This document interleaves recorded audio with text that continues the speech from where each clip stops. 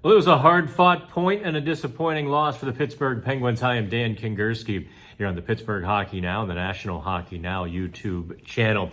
Where to begin on a little bit of a crazy game? Most 3-2 overtime games don't have the amount of storylines that we had on Monday night here at the Scotiabank Arena. But the Penguins, they are never boring. Before I begin, do me a favor. Like and subscribe, or is it over here when I'm on the mirror? But like, subscribe, and participate in the channel as much as you'd like. I do read all of the comments. So the Penguins get the 1-0 lead. I thought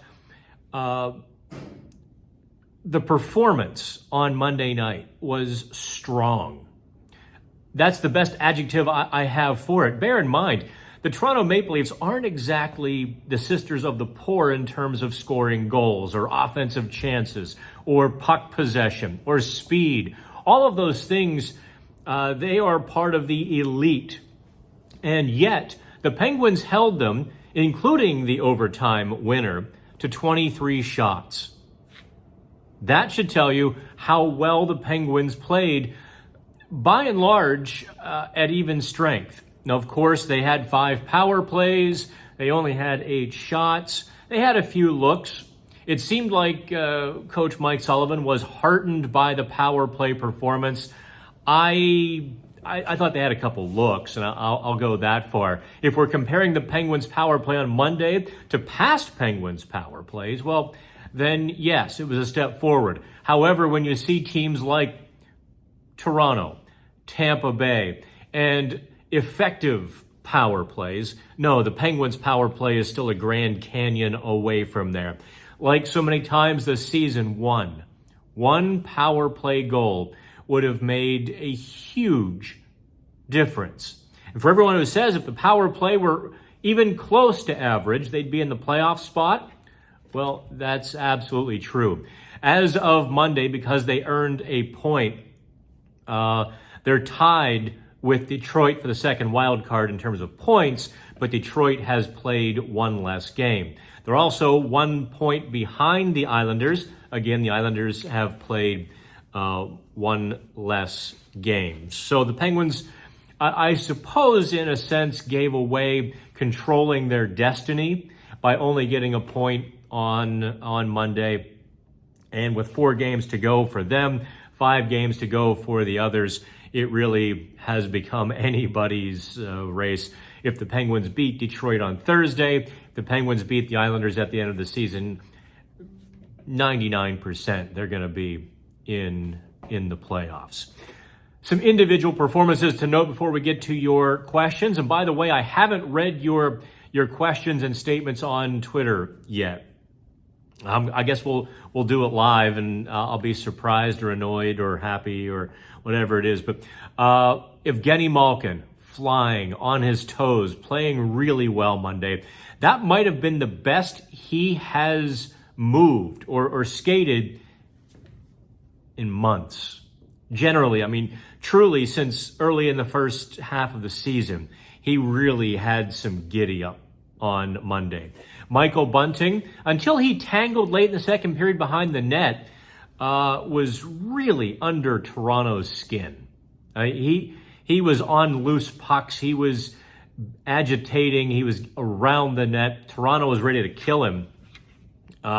Something happened late in the second period. I didn't see with who, but he was kind of favoring his right leg from that point on. He was still playing, but he wasn't necessarily skating as well as he had. Obviously, Sidney Crosby was in beast mode. He's just, I don't know how many athletes in the last 30 years have had that combination of drive, determination, and skill. Tiger Woods, Michael Jordan, Sidney Crosby. It really, the list might be that short. And he just wills his team.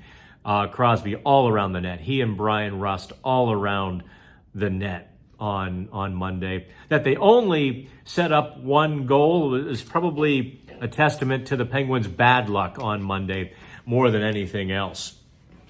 Quick side note about the locker room. You saw Crosby's 3 shifts in a row where he gets hurt. wraps his knee off the inside of the post when McCabe takes him down, takes a stick to the face. The 4-minute penalty rescinded. Refs ruled it was the puck. It was actually both, but you can't fight City Hall. And the third shift, where he and Austin Matthews really had a hard collision, inadvertent, both guys go down. Ref just blows the whistle. Crosby takes a few extra moments to get to his feet. He joked in the locker room, I should have just left after the first one, or just stayed off the ice after the first one there at the end of the second period. But the Penguins, by and large, like I said, were strong. They stayed structured, especially in the defensive zone. Toronto had shot attempts and scoring chances, but the Penguins were there to contest them, to block, to take away the second chance, really to keep them outside of the scoring zone, where they weren't one-on-one with Nedeljkovic. They were not clean looks, and that was to the Penguins' credit against a very good Toronto team. So it was a good point. As Nedeljkovic said, they probably deserved two. And I think Toronto would probably agree with that as well. Okay, so let me grab Twitter. Let me take a look at these questions. All right. As I see it, please, they came back from to get 1 point. Is there a way to bet on Penn's OT losses because they're pretty much guaranteed? Actually, yes. DraftKings, FanDuel. Go to the Pittsburgh Hockey Now, the betting section, so you get the extra benefits, and we get the extra credit too. Yeah, you can bet on the Penguins to lose. The live betting, sure. I get the sarcasm of it as well. JW, what % chance you give the Pens on making the playoffs? Been a fun ride the last few weeks, but the remaining schedules have me feeling we just miss. Isles and Detroit get in. What say you? I still think the Penguins get in by beating Detroit, by probably beating the Islanders on Long Island. Just my gut feeling. I cannot see Sidney Crosby losing those games. Actually, with the way Evgeny Malkin is playing as well. I mean, he's rising to the occasion. I just don't see the Penguins losing. And bear in mind, the Penguins need only tie Detroit or the Islanders. They need only tie because they own the tiebreakers, or most likely will. Boston is already in the playoffs. Good chance, I think Nashville will already be in the playoffs. So the other two games are for all the marbles. And I'll take my chances betting on Sidney Crosby right now. From Kyle Henning, let's see what he says here. Can I get the rule in the rule book that allows you to two-hand someone in the face just because you also made contact with the puck? I think Sid would like to see that as well. And can I get a breakdown of why Malkin is apparently the only guy who can fix Sid's skates? I don't understand. Was there some sort of television angle where Malkin was playing? I couldn't see that. If it did happen, sorry, Kyle, couldn't see that. From Lisa, why do they continue to fail in OT? If they win a few more OT games, they're in a playoff spot, no problem. You know what? Let me tackle this a little bit. In reality, their strengths are no longer the speed and the skill. Overtime rewards speed and skill, right? So the things the Penguins do well, getting the puck in the low zone, kind of grinding it out, playing a bit more of a greasy game, when they do that, they are far more successful.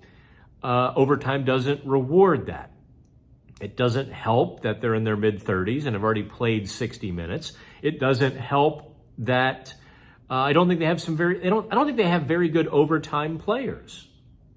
Evgeny Malkin clearly, as well as he played Monday and as well as he moved, he's still a step slow, and he's always been dangerous in overtime. When Evgeny Malkin is on the ice in overtime, somebody's going to score. You're not sure who, which team, but you knew somebody was. And from that standpoint, I don't think the Penguins have OT players. Actually, that might be something that Kyle Dubas addresses this summer, is finding guys who know how to score in overtime, know how to play in overtime. Look, Sidney Crosby's skates aren't ready for the start of overtime. Mike Sullivan has to go with Lars Eller and Drew O'Connor. That's not an optimal overtime lineup. Eller wildly misses the net on his first shot, and the Penguins don't get a sniff of the puck again. In reality, I mean, look, for as well as Eller played on Monday, and I gave him an A in the Penguins' grades, he also isn't an overtime player, and that's not his forte. The one-on-one skill. He's a complete game player, defensive guy, and he's out there 3-on-3. Was I surprised they went with Ned again? I was a little bit, but Nedeljkovic hated the second goal. I didn't. I thought it was kind of a deceptive turning shot from Matthews. The puck's kind of going a little bit, bouncing around there, crazy through traffic. I don't know. I asked Nedeljkovic postgame if he's ever played in 10 games in such a short time frame, and if he's enjoying the grind, the repetition. He kind of just punted that. Like, I'm only talking about the team, not talking about myself.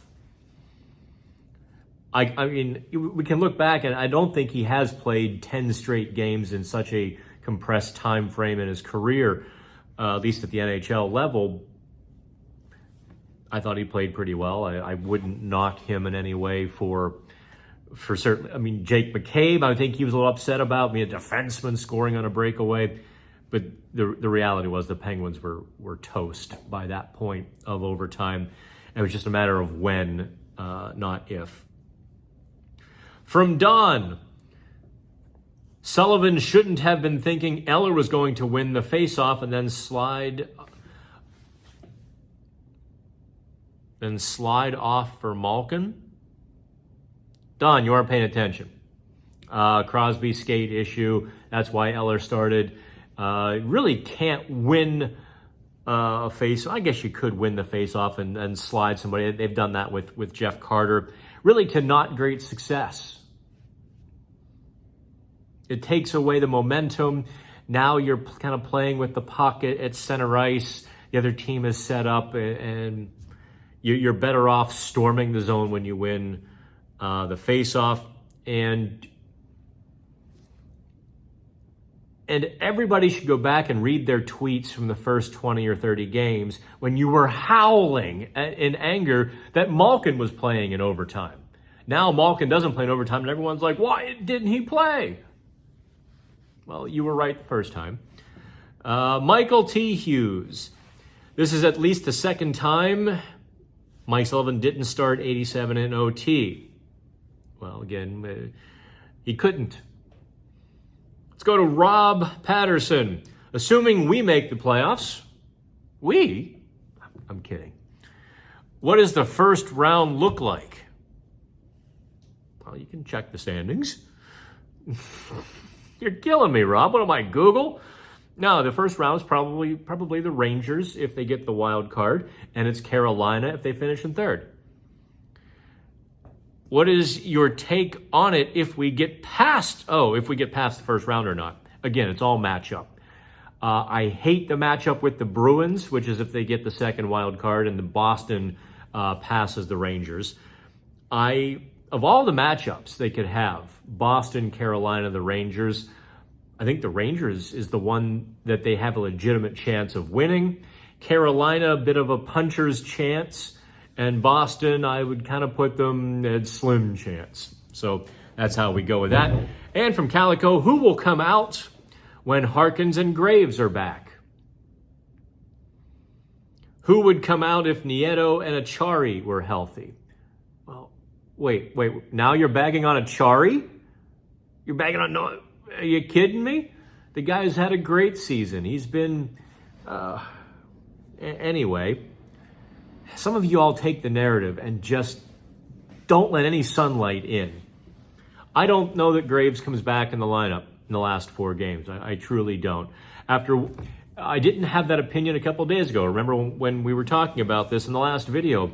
But watching Shea and St. Ivany have to defend the Austin Matthews line several times on Monday. They held their own. Okay. I don't think that Graves will in fact get in unless they are mandated by the call-up situation. I think Shea is an emergency call-up. And I don't know if they've used their 4 call-ups because they really haven't made it clear who's been a regular call-up, who's been emergency. And I think they've been playing a little bit with the paperwork there, kind of retroactively making a regular versus... It's a little bit confusing. I think even Cap Friendly has been confused or wrong. Not that Cap Friendly was irresponsible in being wrong, just the Penguins weren't necessarily announcing. So who comes, Pugliarvi goes out when Achari comes back, and the 4th line, you have Carter on the right and Achari in the middle, and probably Bemstrom on the left. Is that bad? I don't think Harkins gets back in either. He wouldn't have to either. So there you go. Penguins 3-2 overtime losers. Otherwise, well outplayed Toronto. And here we go. Detroit Thursday. That's all but a must win. The Penguins really do have to beat Detroit Thursday. And if they do, everything is open. Everything is on the table. From the Scotiabank Arena Media Room, you can see the press conference room behind me. I'm Dan Kingerski. Like, subscribe, comment, and have some fun. Take it out on me if you have to. Have fun.